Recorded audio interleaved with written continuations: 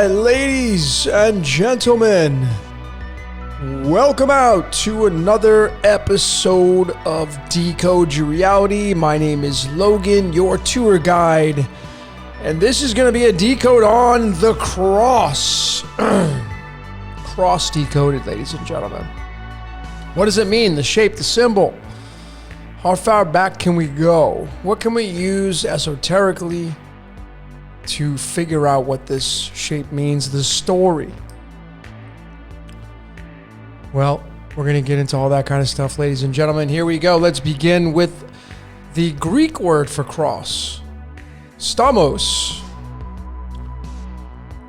And when you go research this, you know, I was raised JW, Jehovah's Witness, and they of course rebuked the cross. It was the torture stake is what they called it. So there's merit to this, right? Through theology. And the Greek word is stamos. I'm going to be showing you the crux in Latin. That's what they call it, the cross. But the stamos was just one single stake, which kind of represented the letter I, you know, I am. This is going to tie to Jupiter. I'm going to show you that. And this is the numerology for stamos. 20. Through the Greek archaics. And it's just interesting, right? Because then it goes right into the 20th letter in the English alphabet, and it just goes right back to the T. So is there any difference? You know, and did this really happen? Well, none of us were there. The story makes it real because people put their ideas and faith and they talk about it, and the magic spells make it real. So of course it's real through the context of people saying it's real. But let's see what the numerology, the cards, the tarot have to say about this to show you the ridiculous script this is all linked to. This is the 20th card in the deck. 7 is the 7 chakras, the human body. It's going to be the 7 of wands in the tarot, defending what matters down here in this reality.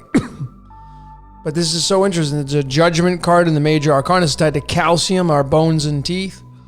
It's tied to the letter T, but it's also tied to the letter I. 9 is tied to the sin wave, the sine wave. Jesus was said to take your sins away. Moving forward with this, ladies and gentlemen, we now go to the solar spread 33, the age at which the story says the Christ was crucified at, or was put to death. And then I'm going to locate that 7 of clubs card right here, because it's the 20th card in the deck, matching the word stamos, which is the torture stake right here. And lo and behold, there you go. You go and see that the 7 of clubs sits in space number 24. All of these numbers are like a bingo chart. They're all numbered. And this is the beautiful aspect of the cards of illumination, a standalone system itself, but it goes great with numerology.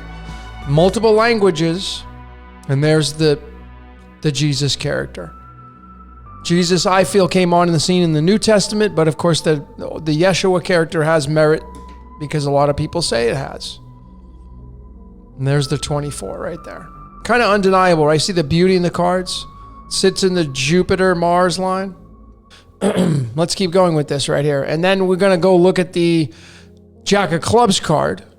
We're going to go one space down so you can see that the 7 of clubs, which is tied to the stamos in Greek, where, you know, tied to the cross, the stake, sits in space 24. And then we just go down to the 24th card, the Jack of clubs. What does the word Jesus start with? It's the Jack, the knight.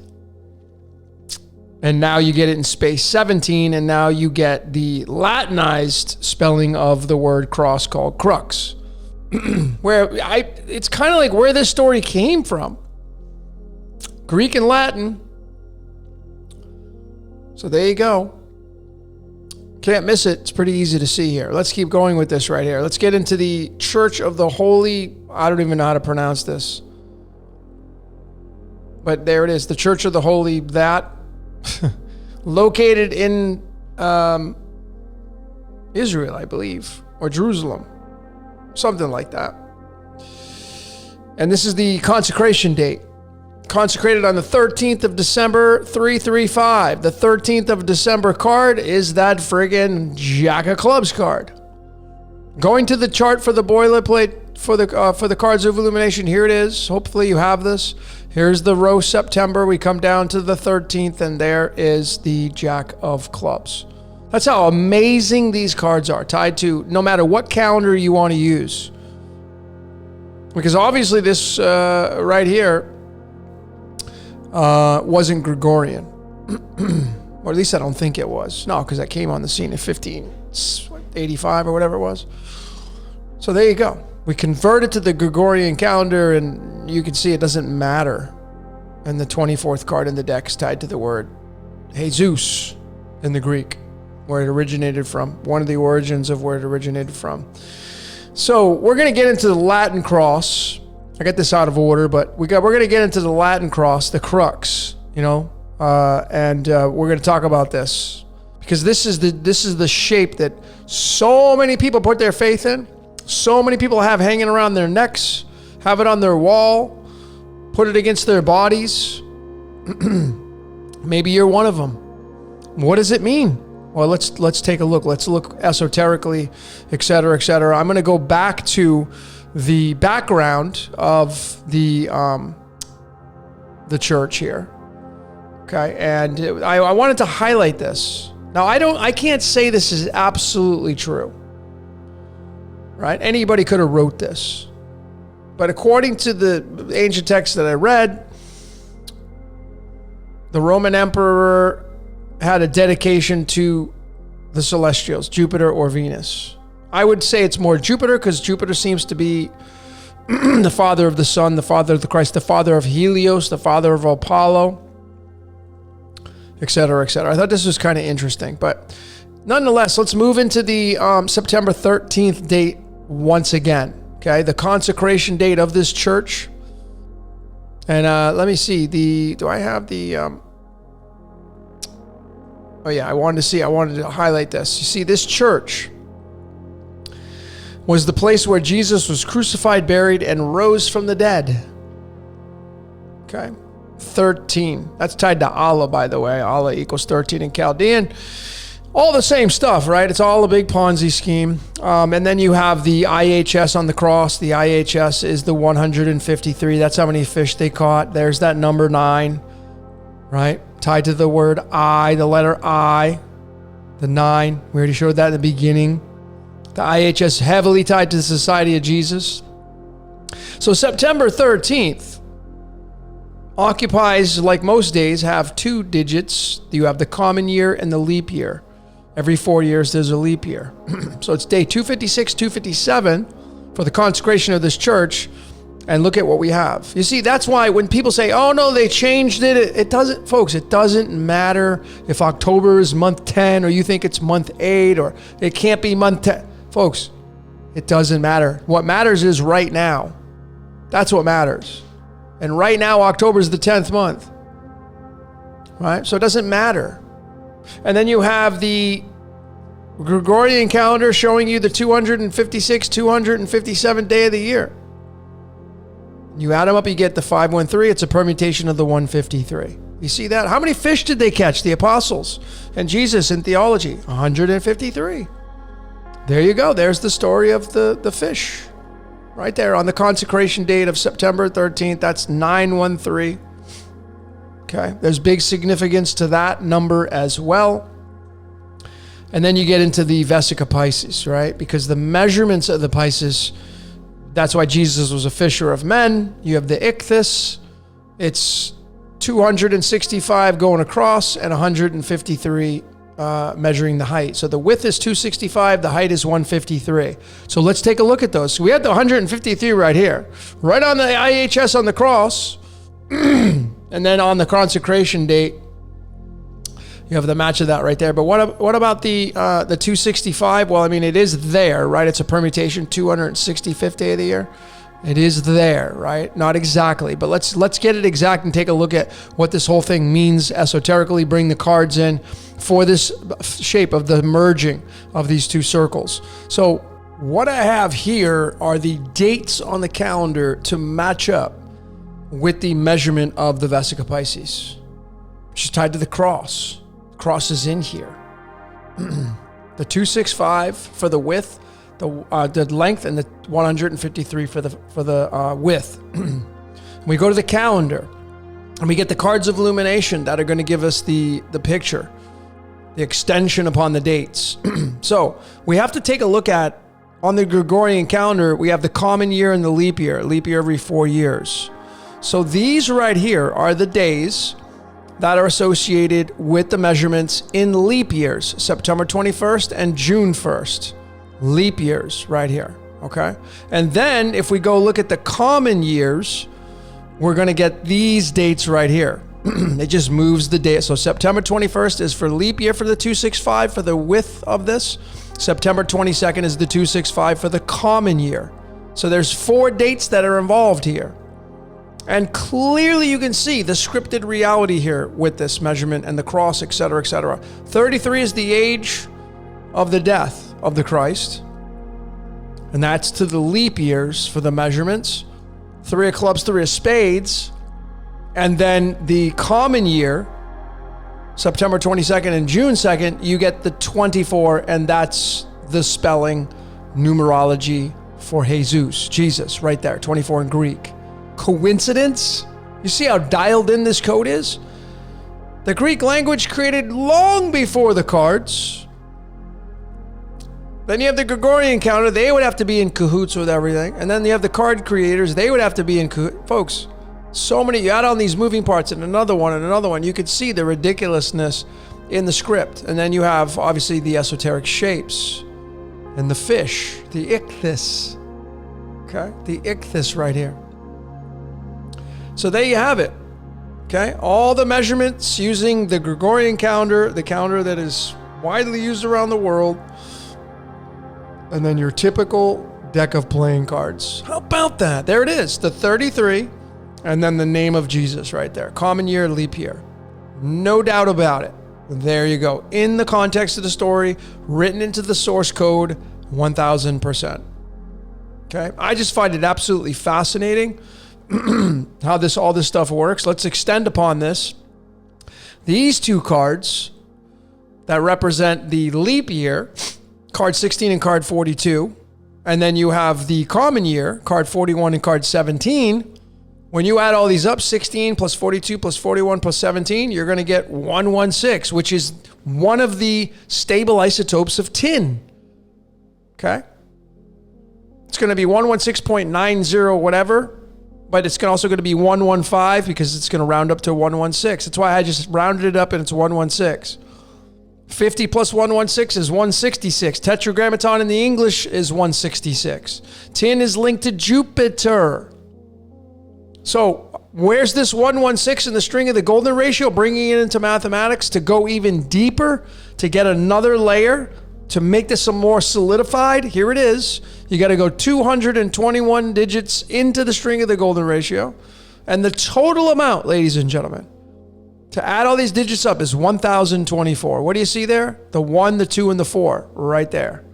The 1, the 2, and then the 4. And this is the symbol of Jupiter, which heavily ties to this element right here. And now you get the Wizard of Oz. And the Wizard of Oz is all about the Tin Man looking for his heart. You're the Jesus Christ character, folks. Every single one of you is the Jesus Christ experience. Male, female does not matter. This 2 and 4 and 1 that matches the total here is ridiculous in this script.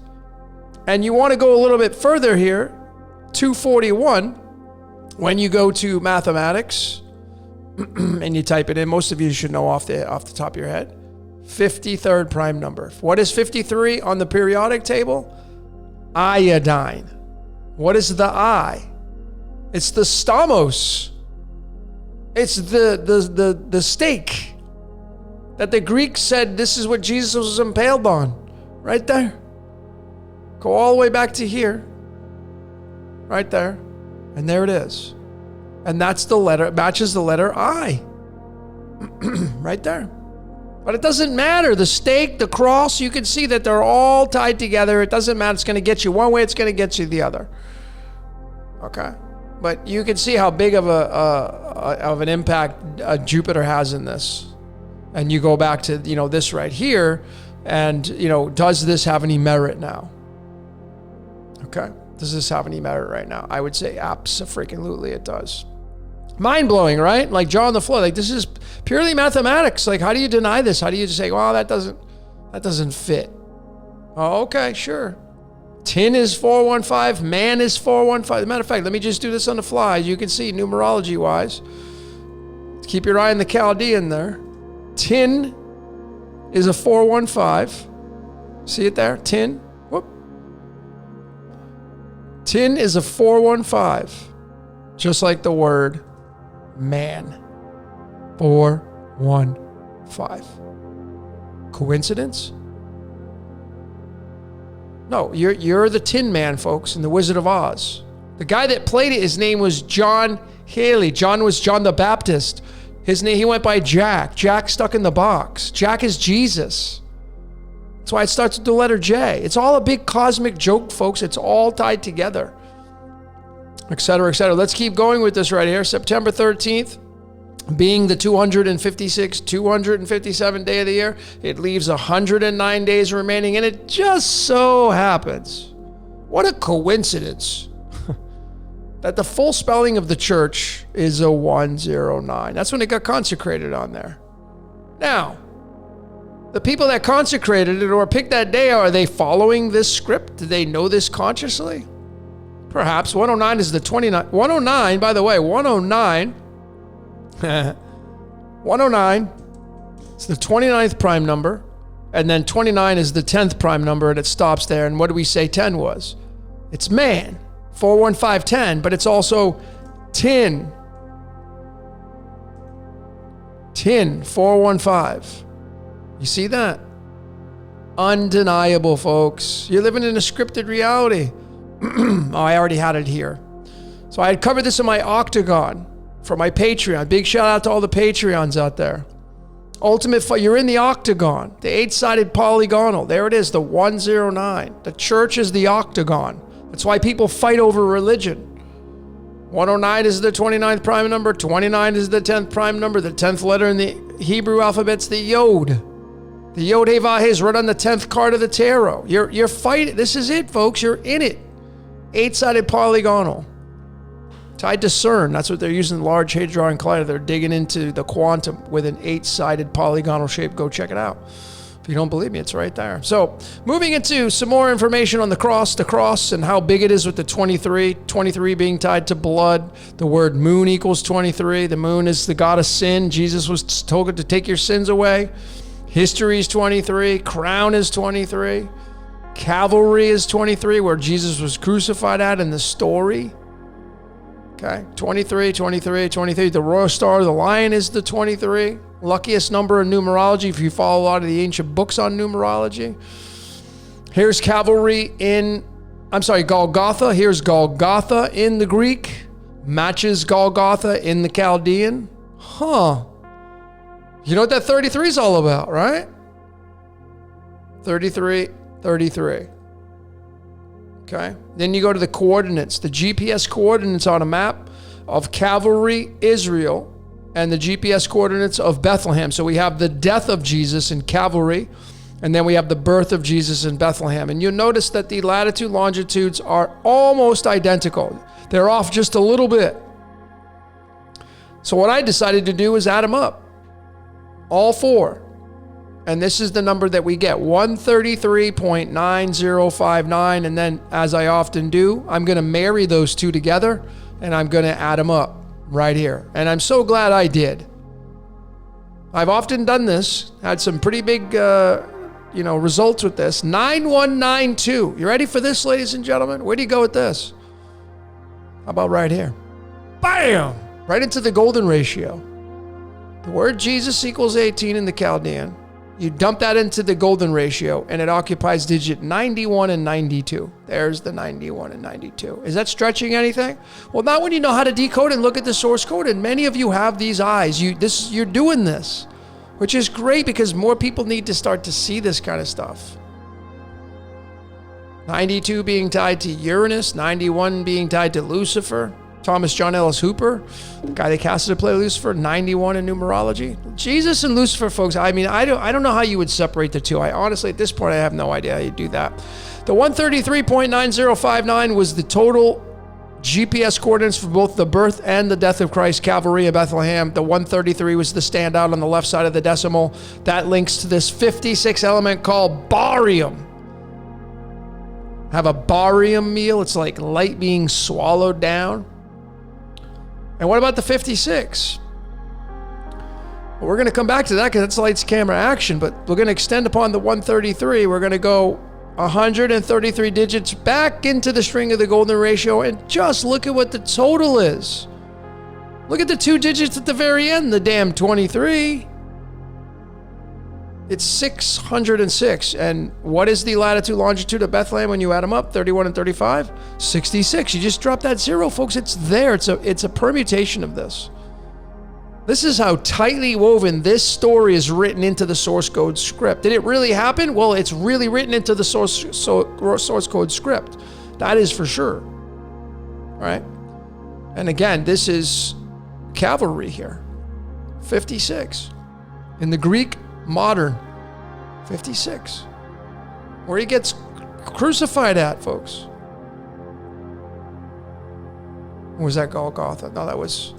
Yeah, it was Golgotha. Excuse me, Golgotha. This is Golgotha in the modern Greek. That was the archaics. But there it is. And it's, you know what this is, folks? It's the damn movie. Right? We're going to get to that. Jesus Christ cross, 1833. Latin, the Latin cross. That's what this means. Crux imissa is the Latin cross. That's what we're going to finish up this presentation with. All 33, 33, 33, 1833. I mean, you can clearly see, ladies and gentlemen, the 18th card in the tarot is the moon card. The moon card is the god of sin. The god of sin takes your sins away. So many links to the moon, and I know the sun's there too, but so many links to the moon. So now getting into some Latin cross information. This kind of really was, you know, the big one here, because this is what I started with. I was looking at the Latin cross and I was like, I know that 271. This is the Unicode for computers. You and me, Uranus. Is that what the U? I know it's a Unicode, but 271D. That if this is the cheat code for your computer to type it in. And look at this. It's a 20. Tied to that stamos. Remember what the stake was in Greek? 20. Duality being 20. Birthday being 20. And then you get to these guys right here. These guys and this group, the Society of Jesus, the militants of the church. They defend the church. That's what they incarnated to do. How are they tied to the 271? Well, they were formed on the 271st day of the year because September 27th, 1540 was a leap year. It was on a Thursday. It was on a Thor's day. So there's the reference to Jupiter. It was on the 27th of September. There's the Jupiter reference. And then the 271 being tied to their foundation date, being tied to the Unicode for the Latin cross. Who do you think chose that? And this is the 58th prime number. 58 is tied to Puppet Master, but it's also tied to Cobalt. It's tied to nickel and cobalt. Cobalt is chaos and order, folks.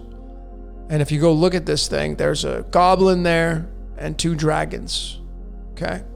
And if you know what that means, then you have more keys to this whole thing. Okay? But now you know what this shape's all about. You can see the esoteric meaning behind it. And then the last slide, I think, for this right here, and I had shown this in my war movie, Decoded. I broke down the founding date astrological map for the Society of Jesus. You know, and I mean, the latitude, longitude in Paris, France, 48 degrees north, 2 degrees east, 48 degrees north. So this is the energy coming down, spirit coming down. Well, there you go. Jupiter and Saturn equal the number 48. Why are these tied to the latitude north? Because they're right there on top of one another in the 8th house of Scorpio, which means power. This is the strength card here in the sign of Aries. Aries is war, which is ruled by Mars. So what does this combination right here mean? It means that this organization is the military, Saturn, of the church, Jupiter, to go into war to defend Mars. That's what this whole component here is in the 8th house of Scorpio. And the 8th house of Scorpio is ruled by Mars / Pluto. Okay. Pluto. And you can see that the Pluto energy is right here with the moon in Cancer. Okay. I mean, there's just so many ways to look at this and how much energy is here in the first house. I don't know if this was exactly in the first house because I guessed at the time I put 9 a.m., but it could have been any other time. But what will not change are the actual houses these celestials are in. So this Aries house right here is in the 8th house. Well, the landlord of the 8th house by default is Scorpio. Okay. And Scorpio is down here in the third. That was Virgo. The Scorpio is down here in the 3rd house, and the 3rd house is Mercurial, ruled by Mercury, and Mercury's right here in the sign of Virgo. And Virgo, remember, ladies and gentlemen, Virgo is the Virgin, which it was all about the Virgin Mary and the Immaculate Conception. Okay. All this energy, you got the sun, you got Mars, you got Neptune, Poseidon, you got Rahu and Mercury, all in the Immaculate Conception house of Virgo. And across the way, you have Pisces and Ketu, and in the 27th Nakshatra Ravati, and they were formed on the 27th. The reason why I have the Magician card here is because the Magician is the ruler of Aries. So these guys are the wizards, the magicians of defending the church, the military, church, defense. That's what this cluster is right here. And then you have obviously the Virgin Mary, the Madonna right here. Okay, in Virgo. Again, I don't know if it's the first house, but it doesn't matter if it's the first house. It's going to just be in Virgo. And there you go, ladies and gentlemen. So now you can see what this organization is all about, and they defend the cross. And that's why you'll never see me wear one, ever. I will never wear one of these. I will never pledge to one of those. You know, I'm more of a nihilist than anything else. All right. I'm more of somebody who just wants to get out of everything, not be part of anything at all.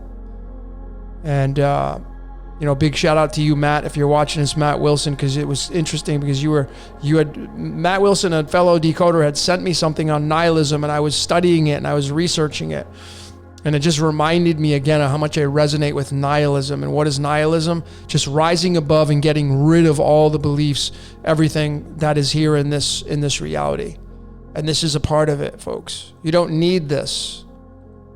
Okay? It's here to keep you in the game, not if there is a way to get out of this game, this certainly is not going to free you from that. That's just my opinion and truth. So anyway, ladies and gentlemen, we'd love to hear what you saw on the cross decoded. I could have did a lot more information. I'm trying to keep these decodes, you know, a little bit on the shorter side because of the way the analytics are. And I know a lot of you I get a lot of feedback. You like the shorter ones. I know some of you like the real long ones, but more people like the shorter ones. I'm just really trying to get more information out, and I have a lot of decodes that I needed to pump out. So big shout out to my Patreons. Thank you so very much for supporting this great research. Thanks to everybody out there that has supported Decode Your Reality. I really appreciate each and every one of you. I do have exclusive content over at the Patreon. If you want to check it out, I'll leave it in the description of this video here.